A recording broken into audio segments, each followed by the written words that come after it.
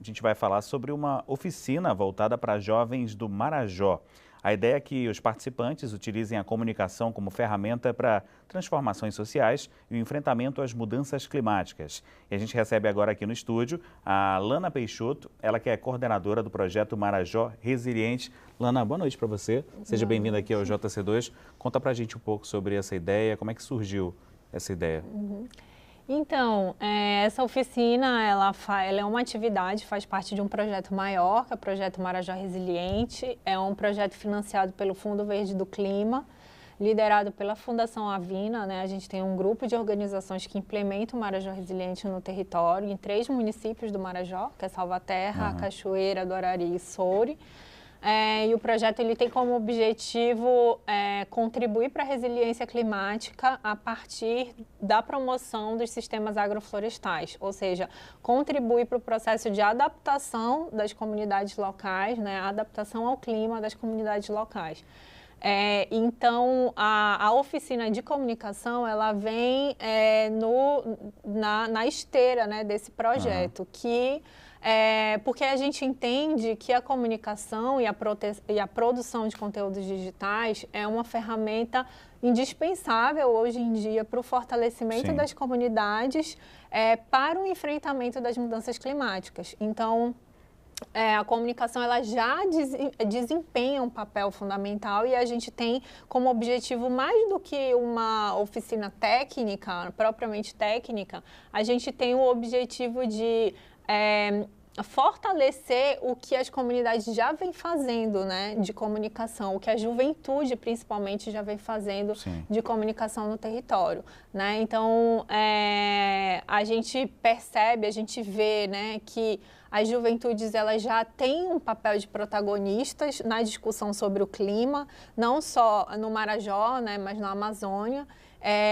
Então, a gente quer contribuir para a formação dessas pessoas que já fazem esse trabalho de produção de conteúdo, para que elas possam falar sobre o clima, mas também falar sobre os processos adaptativos que estão acontecendo no território e para que a gente consiga relacionar isso com as atividades do projeto, né? Sim, e essa produção de conteúdo precisa ser divulgada. Exatamente.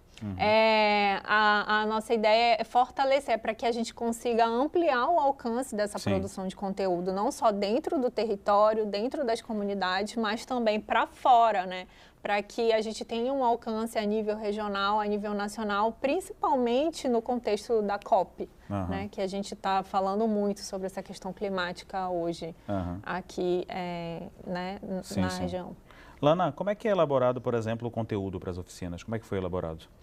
Então, a gente tem uma primeira etapa, né, em que a gente vai falar sobre o tema de mudanças climáticas, o que é a adaptação climática, o que é mudanças climáticas, né, falar um pouco desse vocabulário, né, o que é mitigação, fazer uma distinção entre esses conceitos, falar de sistemas agroflorestais, né, que é o grande mote do Marajó Resiliente, e de como que isso contribui para a adaptação climática. Então, a gente tem essa primeira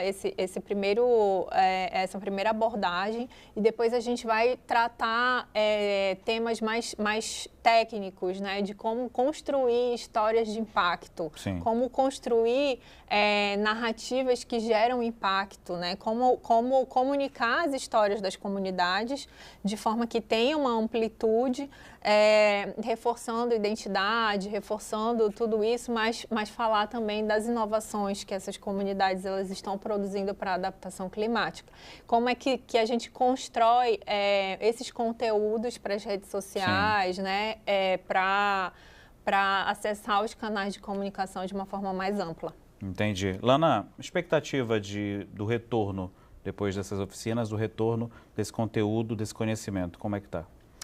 Então, a nossa expectativa é que os jovens que participem dessa formação possam interagir primeiro, né? Interagir mais com as atividades do projeto do Marajó Resiliente, que elas sejam também protagonistas junto com os produtores, né, junto com os agricultores familiares, é que eles sejam protagonistas na multiplicação do conhecimento sobre adaptação climática, né, mas que eles também reforçar esse protagonismo deles para falar sobre os problemas climáticos que a região tem enfrentado.